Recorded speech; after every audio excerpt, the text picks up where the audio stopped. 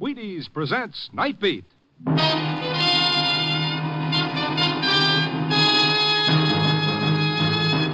On stage tonight, transcribed from Hollywood, Night Beat, another in the Wheaties' big parade of exciting half-hour presentations. Night Beat.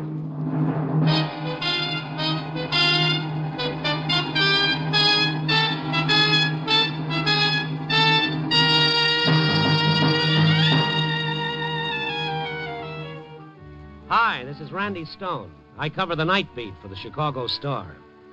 Stories begin in many different ways. This one began when a man who wanted to play king and ended with a real king taking top billing. Old King Death. Night Beat, starring Frank Lovejoy as Randy Stone.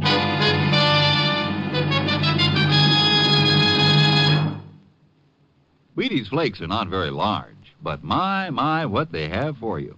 They've got vitamins and minerals and protein galore. They've got crispness and a nut-like taste. And they're flake after flake of genuine fun. Breakfast fun, like when you slice bananas on Wheaties and pour on the milk and spoon into 'em and chomp down on 'em. What could be more eating fun and still be so good for you? Why, every Wheaties flake is a whole kernel of wheat. And you know how much whole wheat does for you. Breakfast of champions. Breakfast of kids. Breakfast of grown-ups from coast to coast.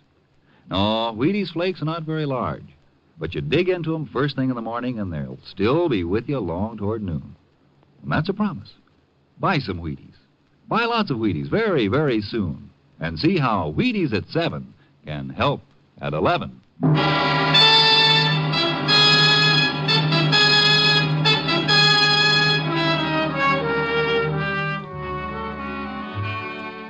Chicago's theatrical district at night is a river of light, flashing marquees and gay crowds. But through it flows a deep current of hunger and disenchantment, illusion and hope. Yes, hope, forever dying, but never quite dead. There was hope, a strained, threadbare hope on old Max Saracen's face as I crossed Randolph Street and saw him buttonholing Charles Kelsey. Kelsey's a play producer, currently more famous for the frequency of his marriages than those of his stage hits.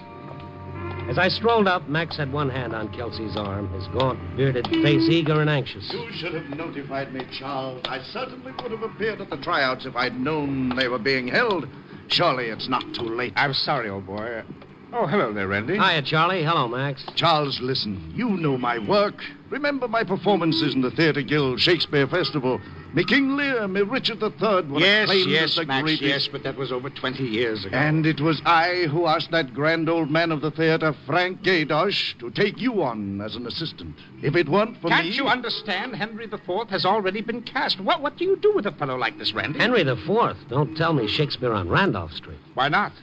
In modern dress and a few sensational innovations that I promise you, Randy, will make Chicago sit up and take notice. Well, maybe you got something, Kelsey. I promise you they will sit up and take notice, Charles, if I do King Henry for you. It cannot be too late. Oh, you said yourself it'll be... Max Saracen paid no attention to me. His haunted eyes were fixed on Charles Kelsey, and his tall, angular figure towered over us as he pleaded with the producer. The old actor had a single-track mind, sorry, Max. but I could see that as far as Kelsey was concerned, it was going in the wrong direction. It embarrassed me to hear him plead with Kelsey, for the old man had once been great. Shakespeare's kings from Priam to Claudius. I've said all I've got to say to you tonight, Max. Now, if you'll kindly remove your hand from my arm... I'm not asking for any major part, Charles. The part of the king is fairly minor in this play, but it was made for me. Max, for the last time... Charles, please, I need it. Oh, you relic, you. Do I have to use force? Oh, cut out the rough stuff, Kelsey. Don't! Move! Nay, hold!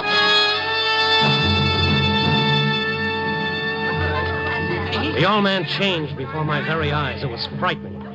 He was suddenly a giant, taller and broader than I'd ever seen him, the stoop in his back gone and rage blazing from a face of iron. He stood like a king in majestic wrath, his eyes darting about until he spotted Charles Kelsey pushing his way through the crowd. Hold, you foul, fat-witted dog! Stop! Max, wait! Keep away. Take your hands off me. Max, don't be a fool. I'm warning you, Max. I don't want to hurt... Help! Help me! Max, stop it. Stop it. You're killing him. Max staggered back as I drove my shoulder into his chest, and Kelsey dropped to the pavement, still kicking. I hurried Max across the street where my car was parked and took off just as a cop showed up. When we got out of traffic, I headed out Sheridan Road along the lake.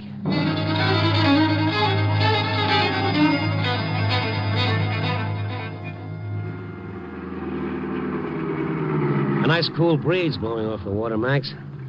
Feel better? Why, yes. I feel all right. You're Randy Stone, the journalist. Who did you think it was? I just didn't... what happened? What do you mean, what happened? You had a little argument. Max, look at me. Don't you remember? Oh, what time is it? Wait, it's nearly 8. Oh, I'm late. How could I have forgotten? What? I was going to see Mr. Kelsey, Charles Kelsey, you know, the producer. Oh, I see. He's opening with a production of Henry IV. You've probably heard about it. Yeah. Now, look, Max, why don't you join me in a bite to eat at Mr. Joe's? What do you say? Why, what time did you say it is? It's about 8. 8. He often works late. Yes, of course. My dear lad, would you mind dropping me by Charles Kelsey's office on Randolph Street, the Warwick Building? I may catch him yet. Well, look, we can call him up and... Uh-oh. Eh? What is it? A police car just pulled in behind us. Some Eagle Scout must have taken down my license number. What do you mean? Why? Max Harrison? Yes, I'm he. All right, climb out. What? Now, look, officer. What's the meaning of this? The meaning is you're under arrest. They bundled Max into their car and drove off. I tailed them to headquarters where Max was booked for simple assault, a misdemeanor, and held on $50 bail. I found a telephone and called up Max's home. His wife answered. She broke down when I told her what had happened. Well, how could he? He was depending so much on getting a part at Mr. Kelsey's play. It meant everything. Well, Max isn't well, Mrs. Saracen. The quicker you get him to a doctor, the better off he'll be. I can't. I haven't got $50. We haven't anything, Mr. Stone. Well, there isn't even any food in the house. Oh, Oh, Max, he's been going crazy trying to make ends meet, trying to pay my doctor's bills. Well, look, don't worry now. I'll see what can be done.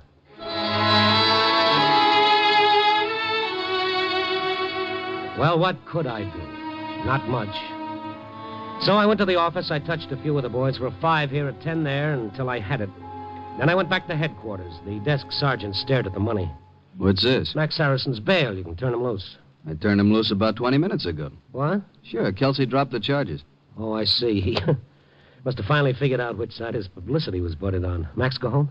I don't think so. Kelsey sent a limousine over to pick him up. He wants to see him. Kelsey? Wants to see Max? Well, that's what the chauffeur said. You know, Stone, I'm beginning to wonder if I did the right thing. The old man didn't seem right in the head. I'm kind of worried. You're worried. So long, Sergeant. Hey, where are you going? To Kelsey's office before Max kills him.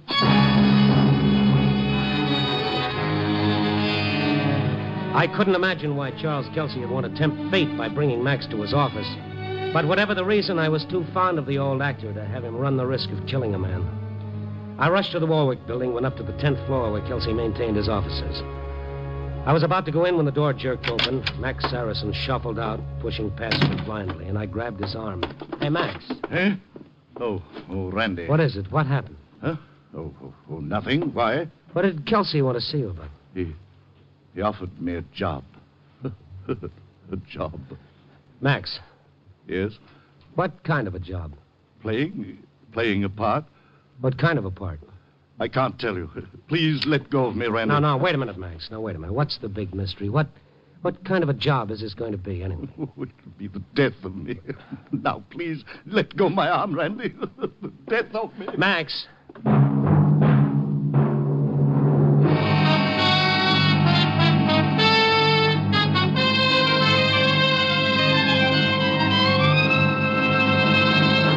General Mills is bringing you Night Beat, starring Frank Lovejoy as Randy Stone. You know something? You use up an awful lot of energy in a day, whether you're mending fences or breaking sales records, writing novels or wringing out clothes. Doesn't much matter. You burn it up, like a champion ball player burns it up. So why shouldn't you store up energy, like a champion stores it up? Why shouldn't Wheaties be doing for you what Wheaties do for ball players? Well, I can answer that question. Wheaties should. Wheaties should be giving you vitamins and minerals and proteins. Wheaties should be giving you that early morning energy that helps you through the whole AM. Wheaties should be providing you with crisp, nut-like eating fun at breakfast. And believe me, Wheaties will, if you give them a chance. They're not known as breakfast of champions for nothing. Not on your life. Every Wheaties flake is made from a whole kernel of wheat. It counts big in that breakfast bowl. And the more the Wheaties, the bigger the breakfast time help you get. Very simple, really. You buy Wheaties, you bring them home, you eat them faithfully when you bounce out of bed, and Wheaties will give you what the ball players get, right in your own sunny kitchen. Breakfast of champions. Breakfast for you. Just like that. Try 'em. See how Wheaties at 7 can help at 11.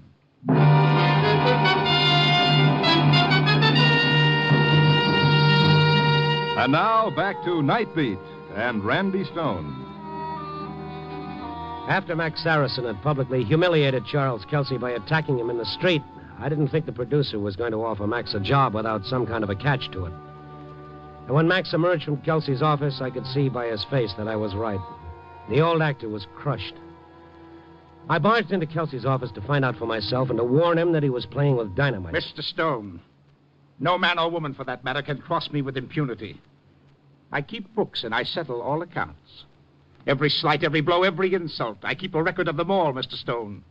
I overlook nothing, and I repay with interest. What satisfaction's there getting even with someone who doesn't even know what he did to you? You expect me to believe that? Your mind is so narrow it squeezes right through the facts. I'll remember that. I wish you would. Max is a sick man. Now, what kind of a job did you give him? Now, let's have it. Take your hands off me. I asked you. Why is he so upset? Disappointment, what else? He wanted the part of King Henry. All I could give him was the job of understudy. Understudy? Then why the secrecy? The old ham fancies himself another Barrymore. He doesn't want it known that he's had to accept the part of a mere understudy. It's quite obvious, isn't it? Just when is this show going to open? Oh, in 3 or 4 months, I imagine. You're satisfied? Now get out. Yes, I'll be happy to, just as soon as you tell me who's going to play financial angel to your Shakespearean clam bake now that your wife has separated her bankroll from it. My wife and I have suffered long enough from the malicious lies of scandalmongers like you, Mr. Stone. Oh, yes, I know. What about that well-known scandal sheet, the court record? That separation suit was faked, I suppose. Mrs. Kelsey has reconsidered since then. Oh, well, congratulations. You stay married to her long enough, you too can be in the social register. The social register. I'd express an opinion on that point, Stone, but not to you. My wife's passion for blue blood is a foible outside the realm of this discussion. However, if it helps convince you that we've solved our differences, you might note that we're entertaining tonight with a little reception in honor of Count Raphael de Guidio. Oh, where did Max go when he left here? How do I know? Now will you get out of here? Yes, with pleasure. I need a little fresh air.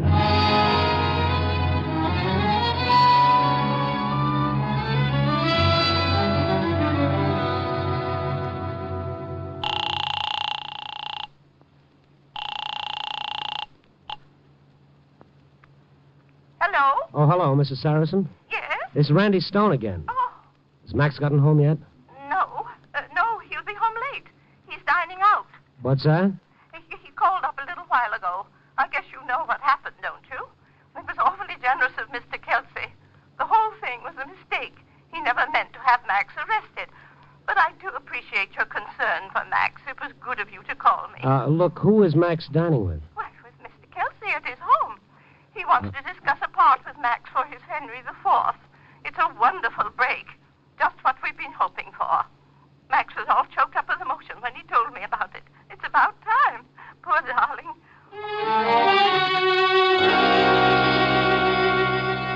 So Kelsey had actually invited Max over to his home. Why? What kind of web was he weaving for the old actor?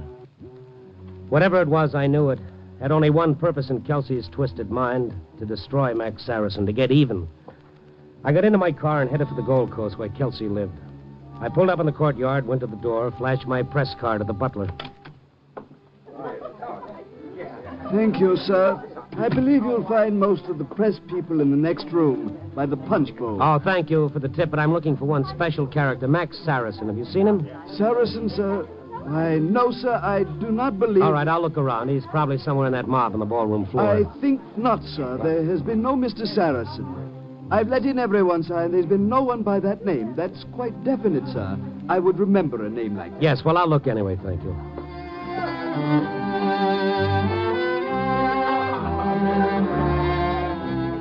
I shouldered my way through all that soup and fish, feeling as conspicuous in my everyday clothes as a burglar at a policeman's convention. Where was Max? I glanced from one face to another. There must have been nearly 300 of them there. Was he in another part of the house? Did he come in by another entrance? I couldn't be sure. Kelsey was nowhere to be seen either. If he was alone with Max, there was no telling what would happen. I spotted Mrs. Kelsey over with a group of females clustered about the guest of honor. I was heading in her direction for information when a voice behind me brought me up short. Stone! Well, what are you doing here? I'm slumming, Kelsey. Where's Max? I know he was coming here. Charles, well, it's about time you were arriving. Whatever's been keeping you? I've been tied up at the office, and then I had to get dressed. Oh, Edith, this is Mr. Stone, the Chicago Star. My wife. How do you do? How do you do? Charles, the Count has been here for quite some time now. Come on and meet him. Hurry. Kelsey, as soon as you're through, I'd like a word Oh, with you. Mr. Stone, you really should meet the Count Raphael de Guidio yourself. He's just arrived from Barcelona, and he's truly one of the most delightful and charming gentlemen I've ever met. A true aristocrat. Yes, it'll be a pleasure, I'm sure. This way. Oh, poor man, just look at him over there behind those palms. Where? I don't see him. Over there, in the midst of all those women. They're simply devouring him. Oh, Count Raphael. We'd better go round. Here he is. Oh, Count Guidio. Ah, Signor Kelsey. I am... Oh. The Count de Guidio stood staring at me.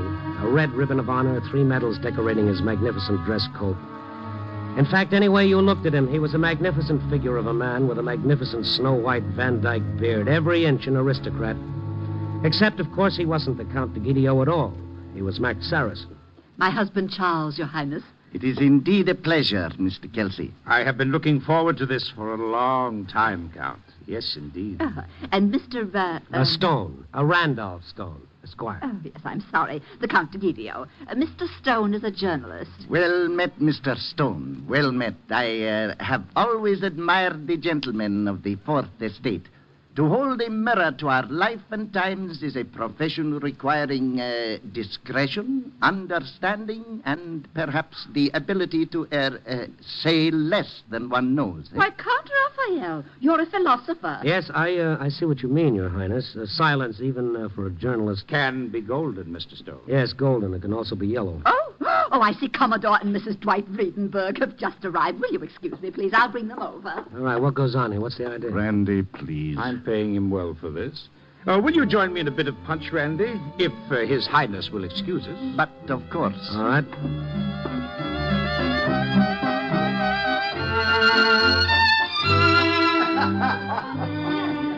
Come on, have a glass of punch, Stone. It isn't too bad. You won't get away with it, not after the morning edition. After tonight, Stone, the more you expose me, the better I like it. You know, it occurs to me that I should have invited you here in the first place. Your present fits very nicely. What are you trying to do? Teach my wife a lesson. Come on, I do say, have some punch. No, thank you. I've already tasted it. My dear blue-blooded wife will get the lesson of her life. Kelsey, why don't you see a psychiatrist? You do need a drink, old boy. Yeah. Is there a real Count de Guidio? I suppose there must be. Naturally. He was due to be here tonight, but I received a wire at my office saying that his plane was grounded en route from Miami, Lisbon, and Point Cease. So, not wishing my dear wife to be disappointed... Oh, Charles. Yes? Oh, I'm afraid the Count isn't feeling very well. Oh, dear, I suppose it has been an awfully hard trip. He has to leave. Oh, that's too bad. I'm sorry. Where is he? In the hall. I've had Perkins bring him his things. Oh, it really is too bad with the evening so young.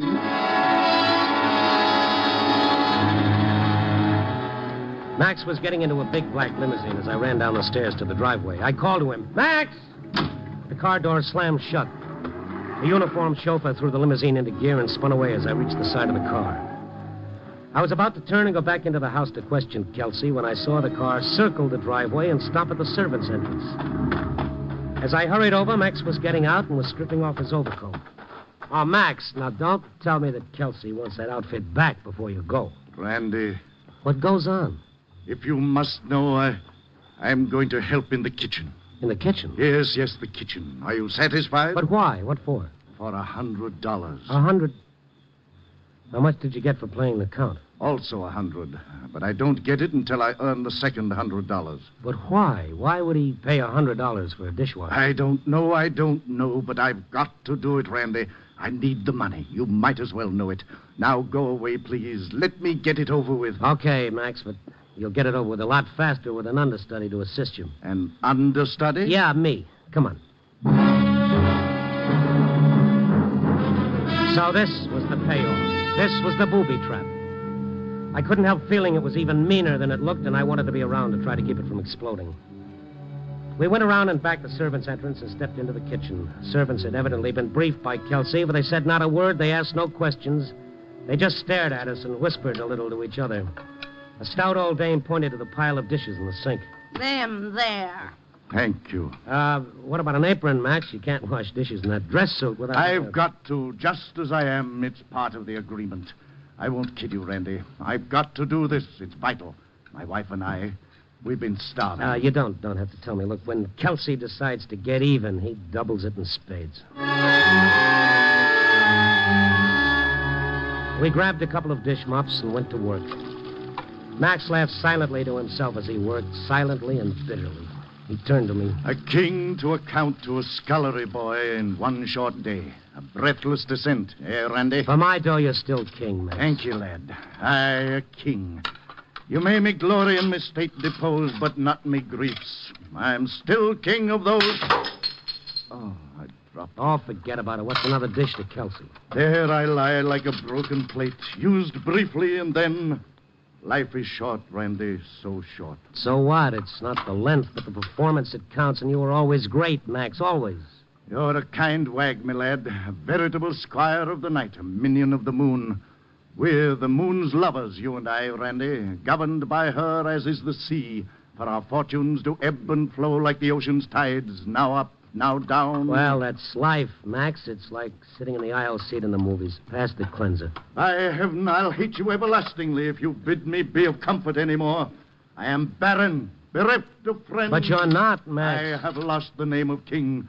Me jewels are a set of tawdry beads, me place a verminous hermitage, me rich apparel a beggar's garb. Oh, make foul weather with despised tears. Curse heaven and die! Oh, he's falling to pieces. I've got to get him out of here before... Uh-oh. Right in here, ladies and gentlemen. Tycoons, barons, and literary lions. Here's the surprise I told you about. Kelsey, stay out of here. Hold the music, please.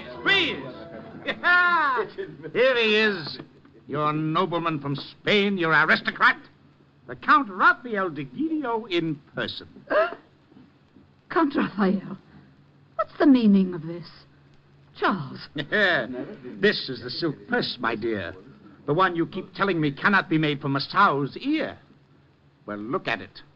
The sow's ear that you were convinced was the silk purse I never could become. You're born gentleman. The kind of gentleman I never could be. Oh, no, I'm not good enough. Well, meet him. How goes it, Count? When you're through with those dishes, come out and give these hypocrites some more samples of your wits and gentility. Look at him, Edith. Look! Your gentleman. My hired clown. Oh, you unspeakable. Oh, you weak-minded phony. Only thing you've proved is that Max is a gentleman compared to you. Villain! Viper damned beyond redemption! Max, take it easy. Snake whom we've warmed with our heart's blood! Spotted Judas! Keep away from me. Will ye bring Max. calumny upon our fair name? By heaven! Max, don't. Come back. Get away! Get away! Put me down! But it wasn't Max. Someone else, a giant, a king with a face of iron. Let go! Help! Oh, put him down, Max. Put him down. I'll make a Golgotha, you grinning skull! No, Max, don't. Put him down. When there are devils, cast them out!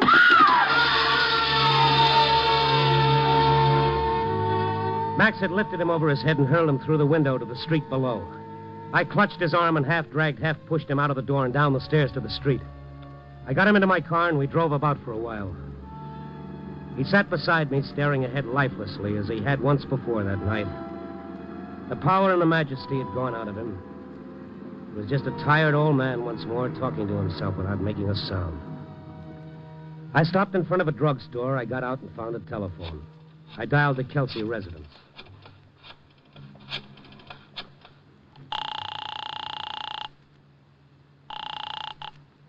Yes? Who's talking? Sergeant Charles Inc., City Police. Who's this? Oh, this Randy Stone. I just left there a little while ago. You took Max Saracen with you. Yeah, that's right. He's with me now. Keep him there. Where are you? In front of a drugstore, corner of Main and Flower. How is Kelsey? Was he hurt much? Yeah, he's dead. I went to the car and sat down beside Max. He looked at me with a strange new light on his bearded face, one that was tragic and far off. We have lost the name of kings. May golden cup becomes a dish of wood. Easy, Max. May one time kingdom a grave, a little grave, an obscure grave. Max, listen to me. Can you understand what I'm saying? Nay, let us sit upon the ground and tell sad stories of the death of kings. For death sits within the hollow crown that rounds our mortal temples and grins the buffoon, scoffing at our state. I, a king?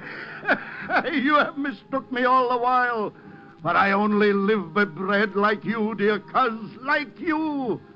Give me that man that is not passion's slave, and I will wear him in my heart's core. Aye, in my heart as I... He sat there beside me quoting Shakespeare. He didn't know me or hear me. I don't think he ever saw me. Once more. He was in another world. Once a world more. of his own dreams. Try God for heaven. I heard the siren of the approaching police car. St. George. And I know that though his body still lived, Max was gone. The king was dead.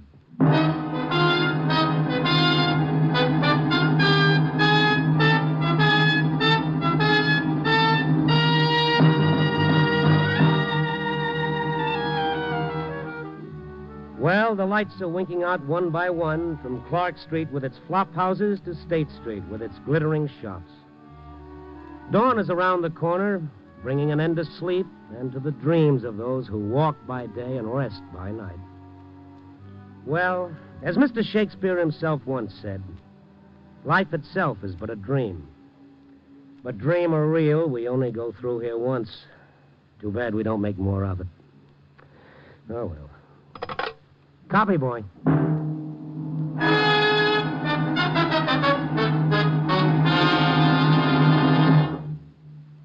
And here he is, the star of Night Beat. That was a fine story tonight, Frank Lovejoy. Well, thank you very much, and let's thank Wheaties. Wheaties is sort of our middle name this summer, huh? Well, a nicer middle name I can't think of, Frank. Folks at your house getting the Wheaties every morning, just like always? Oh, sure. The kids love them. I do, too, as a matter of fact. We got a regular spot for Wheaties on the kitchen shelf. You know, the salt goes here, flour goes here, Wheaties go here, right up in front, of course. Sure, I know. Every well-run cupboard should have a spot for the Wheaties. And millions of cupboards do, I guess. Yeah, say, what is it they say about Wheaties? America's favorite whole wheat flakes. Breakfast of champions, that's it. Attaboy. Thank you, Frank Lovejoy. We'll see you next week. Get your Wheaties, folks. As Frank said, keep 'em right up in front of the kitchen shelf. Have 'em for breakfast tomorrow morning. Remember, Wheaties at 7 can help at 11.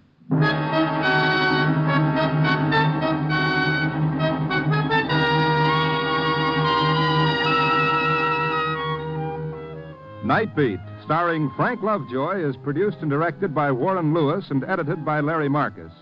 Tonight's transcribed story was written by Irwin Ashkenazi with music by Frank Worth. The part of Max Saracen was played by Tudor Owen. Wally Mayer played Kelsey. Others in tonight's cast were Eleanor Audley, Ann Keenan, and Harry Bartell. Listen next week at this same time and every week as Randy Stone searches through the city for the strange stories waiting for him in the darkness. And this is the Wheaties man, Frank Martin, inviting you to listen also on Tuesday, that's tomorrow night, to the Penny Singleton Show on the Wheaties Big Parade. See you then.